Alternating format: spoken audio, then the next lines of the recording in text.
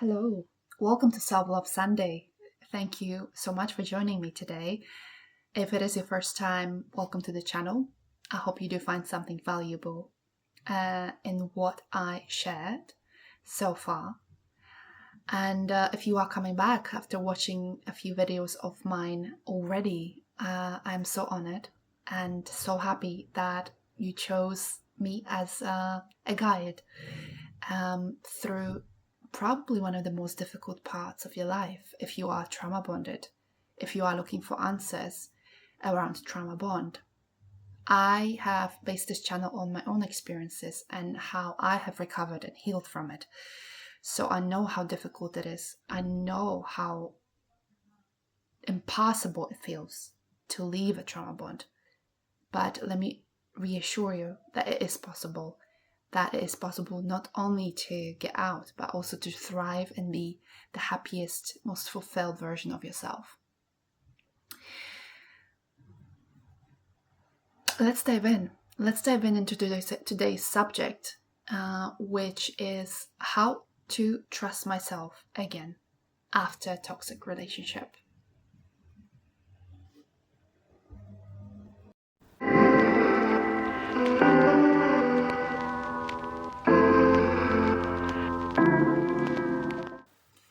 First of all, let me start by saying the setup is just slightly darker today because I'm not home.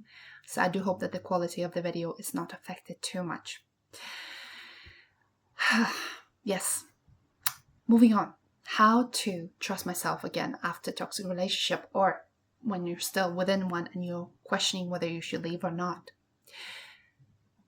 When that happens, when you are part of a relationship like this, one of the hardest parts is not missing the toxic person or not missing the old version of them.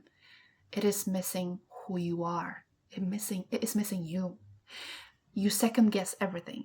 You replay certain moments thinking, how could I have not seen this? Like, how can I trust my judgment again? I've been there. And if this resonates, and if this stirs strong emotions right now, take a deep breath with me.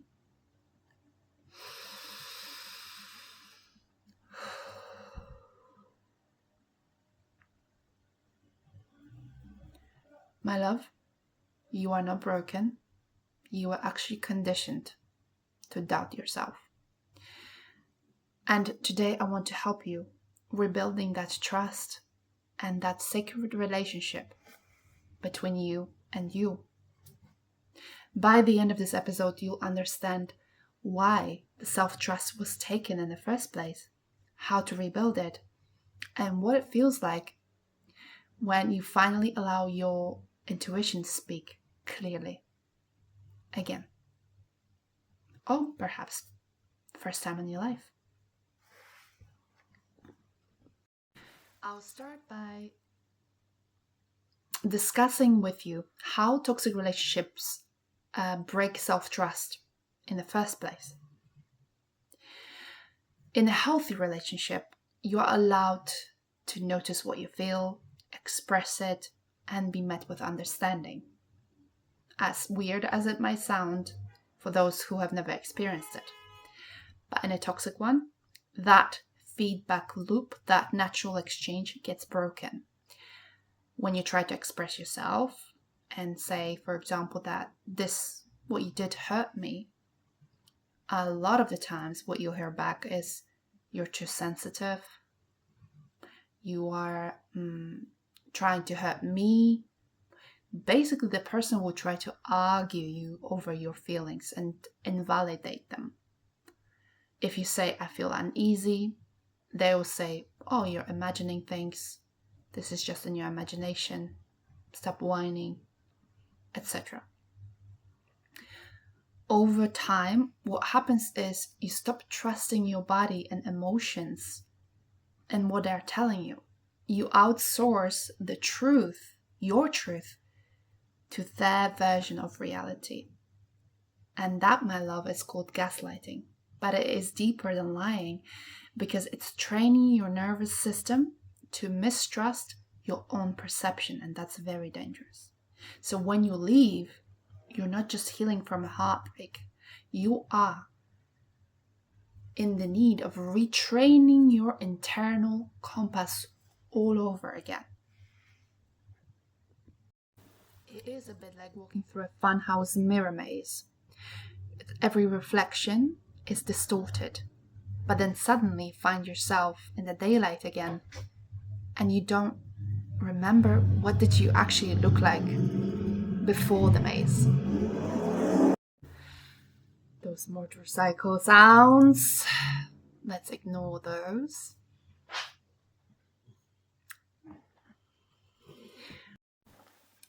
So, what is the result of that trust being broken? Very often, victims of abuse, victims of trauma bond, experience an internal split. And you may be hearing two voices inside of you. One of them is the fear-based voice, hypervigilant, protective, constantly scanning for danger.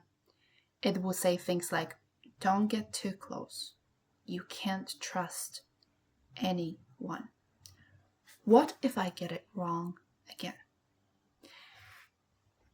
On the other hand, the intuitive voice will be quiet, calm, and consistent. It won't shout. It will simply know. But the tricky part is that trauma makes the fear voice louder than the intuition. So step one in rebuilding self-trust is learning to tell these two voices apart. And how do we tell the difference? Very simple. Hard, but simple. The fear voice feels urgent and panicked. It demands instant action. You have to text them right now. You're panicking. You get jittery. It's like you're not in control of yourself anymore. The intuition, on the other hand, feels neutral. It speaks in calm awareness, even when the truth is uncomfortable. Examples. You're texting someone new, and they suddenly take hours to respond. This fear voice will scream, not this again, they're going to hurt me, it's happening, they're probably toxic, blah, blah, blah, right? But the intuitive voice will say, let's wait, let's see. This person's behavior will show who they are down the line, so I don't have to worry. Rebuilding self-trust means practicing patience with your fear voice while giving space for your intuition to rise again. So down the line, when you do that practice, you will notice that it's easier to ignore the fear voice and self-soothe and make a different, smarter choice down the line. So don't worry, it will come, okay? Once we have that first step, which is recognizing those two voices and how to distinguish them and how to start tackling them, we will move on to some practical steps that will help you rebuild that self-trust. Rebuilding the trust. Let's not talk about it as a massive concept because it might feel overwhelming. You might not know where to start. What we will do is start by small everyday actions that will help you to add layers of trust brick by brick. Step one will be micro trust exercises. So small decisions and honoring them. Examples. If you feel like you need rest, you do rest. If you crave sunlight, you put on your jacket and you go outside. If your gut says that text feels off, you pause before replying, or you don't reply at all. Every time you act in alignment with your inner signal, you're sending your nervous system a message, I'm listening to you now. It is like strengthening a muscle that haven't been used for a little while, have been ignored. Step 2. Keep a self-validation journal. At the end of each day, write down one thing you did right, something you felt was true, and something that felt that you've honored yourself exactly the way you wanted to honor yourself. It may look like, I said no today and I didn't explain myself. It might look like I left the conversation early because I didn't like where it was going. It felt wrong. Or it might look like I noticed a red flag, and this time I did not minimize it. Over time, that becomes a written record of your growth and your decisions. And I have to add that this is super important, because when we are being gaslit, when we are being mistreated by someone and start doubting our own reality, keeping a journal on what we've actually done, what we've actually said, and keeping a journal of small successes helps to also fill in those gaps in the memory and make us feel safer.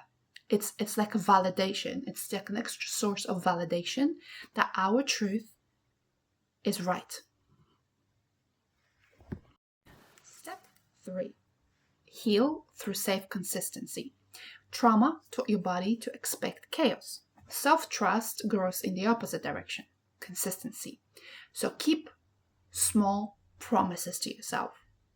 It could look like waking up and making your bed.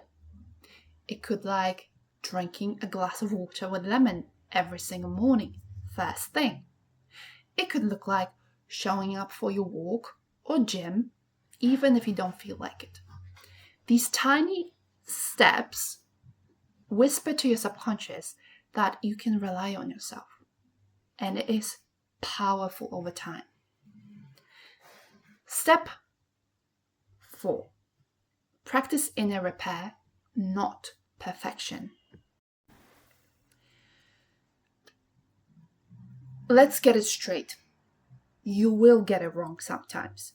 You will misread someone. You will overreact or silence yourself, and it is okay. It's perfectly normal, and no one, not a single person on the planet, gets it right every time.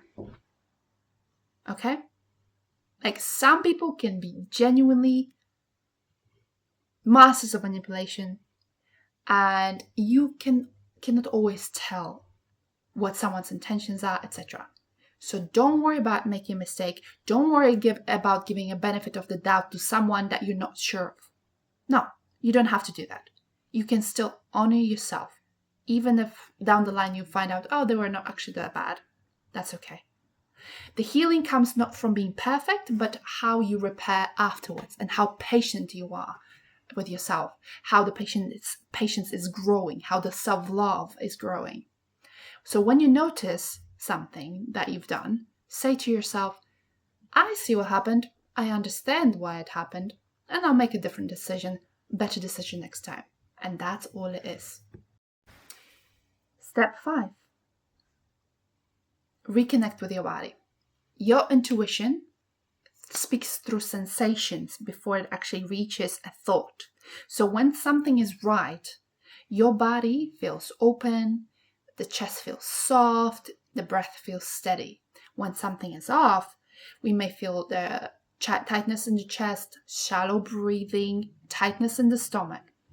Try this. Before making any decision, pause and ask yourself, what is my body telling me right now?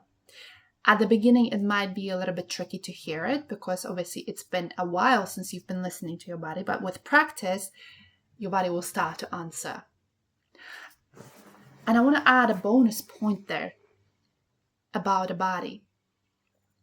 Start thanking your body every day for taking care of you, even when you were going through the most difficult times and you actually didn't consciously take care of yourself. Did you notice how your body still kept you going? Your body still sends you signals. Your body still, pumped the blood in your veins. Your heart pumped the blood in your veins. Thank your body. Thank your heart for keeping you alive. Thank your mind for looking for solutions to try to keep you safe. Thank it. Every single one of them organs that are keeping you together, keeping you alive. Like, that practice of gratitude is powerful.